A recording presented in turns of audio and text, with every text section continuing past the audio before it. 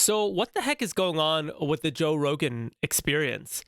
I know I'm not in a place to criticize. A lot of people have said don't criticize Joe Rogan because I've got, such few followers and likes and all that. And I get that. No one's on Joe Rogan's level, but that doesn't make him immune from criticism. I would say that his past two interviews recently with The Rock and Elon Musk are actually an example of what I've detested in mainstream media, meaning that, there's not enough substance. He has these really good guests on, and he doesn't extract from them tough questions that many people want to know. And the responses seem very staged or someone vetted them. Not necessarily in the case of Elon Musk, because Elon has this kind of genuine way of speaking, especially about his thought process. But I found with The Rock, Joe did like 90% of the talking, and The Rock's answers were so superficial and they weren't at all in depth. And these are two people who've had a history online of going not at each other, but they have a history there. Anyways, they talked about the Israel-Palestine conflict, and this was a perfect opportunity for me to showcase what my criticisms of Joe Rogan are. I'm going to play a clip of how he discussed it with The Rock, and then I'm going to play another clip of Joe Rogan exploring this topic in more detail. So here we go. This is him with The Rock. You are 100% pro-Palestine, and you read something about Hamas, and you read something, you go, wow, that's fucking terrible. You have to be willing to say, oh, there's both things. There's the fact that they live in what's essentially an open-air prison is fucking terrible. Also, the people that are ruling them are terrorists. That's terrible too. Like, you can't ignore any aspect. This is a complicated thing. What some of the Israeli soldiers have done, some evil things to Palestine. There's videos of them shooting people. Also, what Hamas did is fucking insanely evil. Like, what has to be done to fix that? I do not know. But to pretend it's binary and to pretend it's one side good, one side bad, that seems insane. It's okay. So that's actually a pretty decent setup in some regard. Joe's openly recognizing that this is not binary at all. This is very complicated.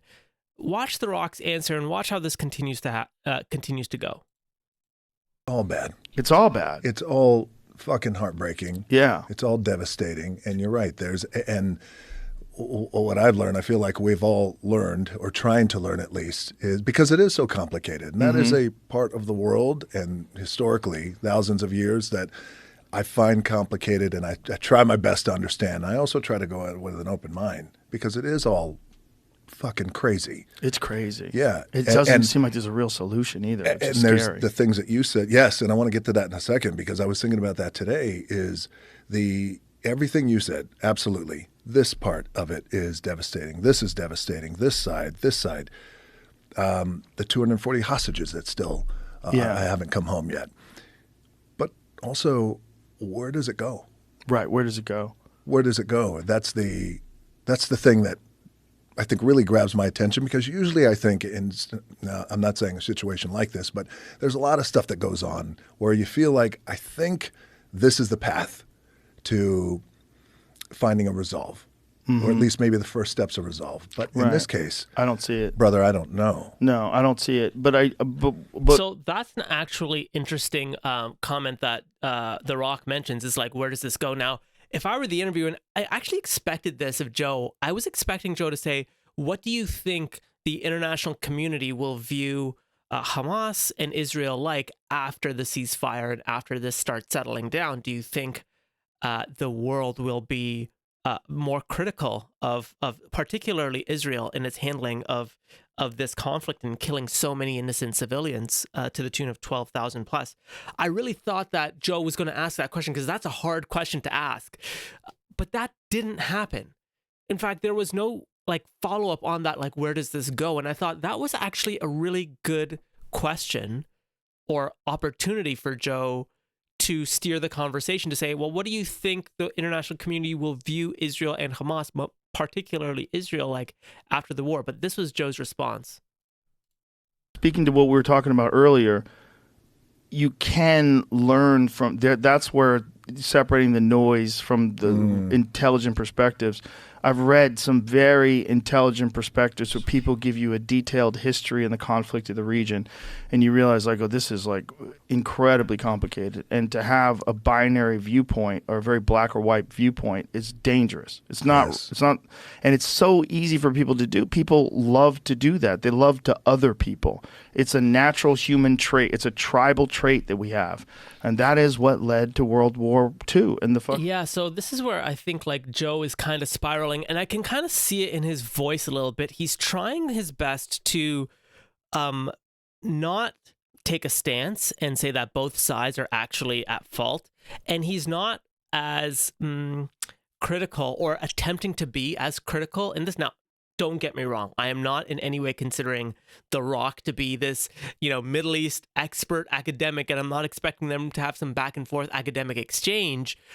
But I've noticed in Joe's line of questioning, there's this pulling back, this hesitation to actually talk about this in a very clear way. And I'm not saying Joe should take a side and saying Hamas is this and Israel is this, but in other conversations, Joe really does unravel topics and goes down thought experiments. But here he doesn't do that. And again, I'll keep letting this play, but you can see the rambling that's happening here.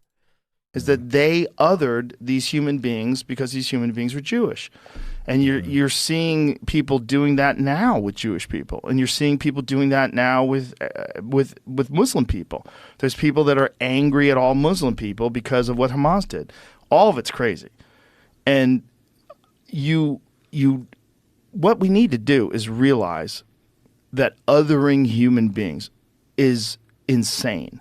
And if you could look at Earth from space, this is one of the things that all the astronauts have said, all the people that have gone to the space station, there's a moment where you are up there, when you look down on the Earth and you see this magical thing that's floating in the heavens, and you realize how insane these conflicts we have over territory of. Yeah, so again, this is where I just see Joe spiraling again. He's bringing in these other examples, and it's not relevant to what the topic is at hand. And I'm not saying Joe hasn't done this in the past. He definitely has with a lot of other guests where he goes down these thought experiments. But in this case, he's rambling. He's rambling, and he's not thought experimenting with The Rock, which I was actually looking forward to hear what The Rock's perspectives would be on these thought experiments. Now, I know a lot of people have said, well, The Rock can't say things because of Disney, et cetera, but the Joe Rogan brand that I come to know and understand was not here in this podcast. I'm going to play one more clip from this just to emphasize this point and really drive it home. Minds in the dirt and fighting over resources, and it's so ridiculous. We are one life form. I'm just going to fast forward. We are one gigantic. But you can see how environment. Yeah. We need each other. It's a part of what we are. We're this one gigantic group of beings. It's just all Joe Rogan talking. Their language. You don't follow their religion. Beings are still doing that, and I'm hoping. And you see, like, there's no. If it. Along the way, process. We can't have that. Yes. We need to fucking ride this out. And it was in the spirit and vein of what you were saying, is that right? Okay. So this is my point. Joe Rogan, I don't know. He had this really important, impactful, the top celebrity in the world, or at least in Hollywood, and he just didn't provide that Joe Rogan brand. So you might be asking, well, what is the Joe Rogan brand? 4 years ago, Joe Rogan had Abby Martin on the podcast talking about the Israel-Palestine conflict. Abby Martin's a media journalist, and I want you to look at Joe's line of questioning and Abby's response and Joe's ability to get a lot more out of Abby as a result. Muhammad, who's one of the UFC fighters, had on his Instagram, and I texted you that.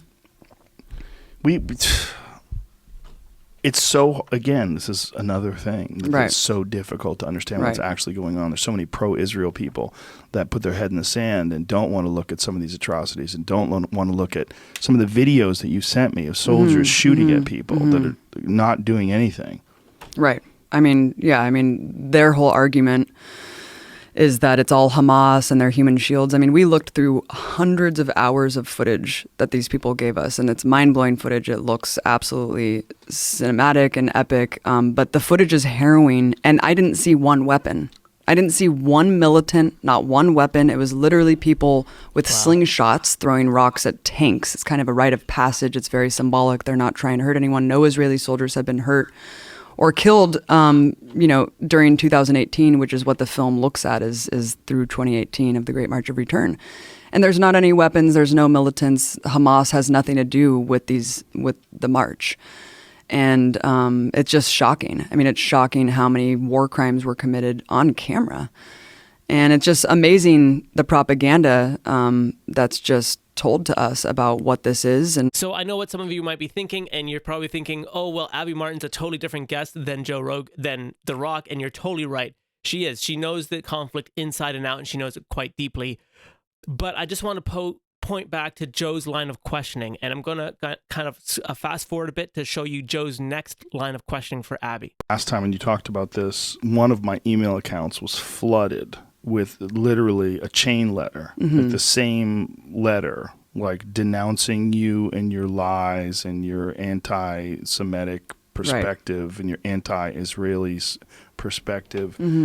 It was weird because it was the same email. AstroTurfed, yeah, it was fake. Yeah. I mean, that's a campaign. You But know it came that has a from lot hundreds. of money behind it. Yeah. There's a lot of money behind that. I mean, the film's mind-blowing. So we can see there, just in that interaction, Joe talks about the fact that, his email's flooded with all this stuff that came in. I can imagine that Joe probably got a lot of questions. I don't know. I'm not Joe Rogan, but I can imagine the people that knew The Rock was going to come on probably inundated Joe with questions about what to ask The Rock.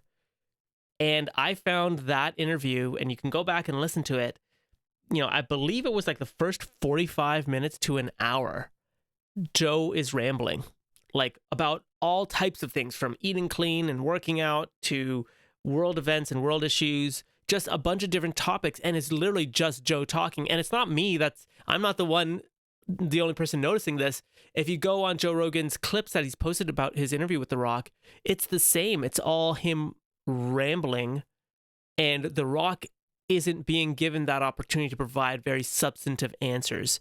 So I'm going to just play a little bit more from this clip with Abby Martin. GazaFightsForFreedom.com if you want to check it out when it gets released, and it's just really incontrovertible, Joe. I mean, even if it were a war between armies, all of these things that Israel has done are still documented war crimes and very grievous violations of international law. And we're talking about direct targeting and assassinations by Israeli snipers of disabled people, of children, Medics. press, and medics. And that's who Razan was. She was a medic, and as you mentioned, another medic just passed away, was killed, rather. I hate to use the passive voice because you always hear Palestinians died. No, they were murdered. They're all... Okay, so right there, Abby Martin's a really good guest to have because she knows the topic so intimately. So I don't want to criticize Joe Rogan for the answers that his guests are providing. I'm going to criticize Joe for his rambling and his line of questioning. So again, in 6 minutes, Joe's asked 2 questions, and this last line of questioning is really good too. I'm just going to share that with you as well. How do you manage to maintain your sanity? Because I have a hard time if I just watch one of your pieces. Right. I watch one of your clips and I just go, what the fuck? And I just want to cry and I don't know what to do and I want to hug my kids. But you're in the trenches every day and you go to these places all the time. How do you do it? Well, I think that... Now, Joe does ask The Rock a lot about how he maintains his schedule, etc. The Rock does go into some detail about that, but the whole point of this was that, and I will really encourage you, if you have Spotify, definitely listen to the full podcast with Abby Martin, because it is really eye-opening about the conflict in Israel and Palestine from Abby's perspective. But really, when you listen to podcasts from Joe, again, from 3-4 years ago, you see this like really inquisitive line of questioning, because Joe himself is curious about what that is, what is the answer? What is the perspective that people have? And I'm finding that when he has big guests on, whether it's Elon Musk or The Rock, he's less inquisitive or critical, let alone inquisitive, about them. So my other criticism with his conversations with Elon Musk is that he's very he very much praises Elon Musk. Now, don't get me wrong, there's a lot there to praise Elon Musk, but I think there is something to be said about where do you end the praise and ask the hard questions. I think that, like, you know, if you have a friendship relationship with one of the most powerful people in the world, one of the most influential people in the world in Elon Musk, you actually have this in to ask tough questions. Like some of the questions I would probably ask Elon Musk if I ever had the opportunity to sit down with him is I would definitely ask him about a few things. Number one, you know, consumer choice for electric vehicles. What are his thoughts there? Second, you know, here in Canada, people use one vehicle for multiple purposes, driving out to the cottage, going for long drives, as well as go to the office. You know, what are Elon's thoughts about the significant lack of charging infrastructure as well? You know, Tesla benefited from billions of dollars of grants from the Obama administration to get that infrastructure started. And Tesla sole sourced those plugs for only Tesla vehicles. And like, does he think that that should have been, I mean, it's not Elon's fault. That's the Obama administration or the government's fault for not mandating that at the time. But, you know, what are his thoughts about that? I know that Tesla is doing things for universal charging. Another question I would probably pose to Elon is like, where do you see this going? Like, batteries degrade over time. What happens to old batteries? What can be recycled from an old car battery after 10 to 15 years?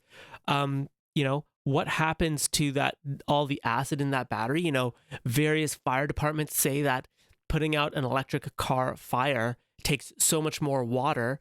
You know, like, what is Tesla doing to combat that if they can do anything from their end? You know, there's been a lot of questions of Tesla in Shanghai and how that happened. Love to ask Elon questions about that. So those are just some questions, and that's literally just me thinking off the top of my head, the questions that I would want to ask. And I feel like when it comes to these big guests that Joe's getting on, they're much more collegial. They're much more like, hey, it's like a friendship kind of thing.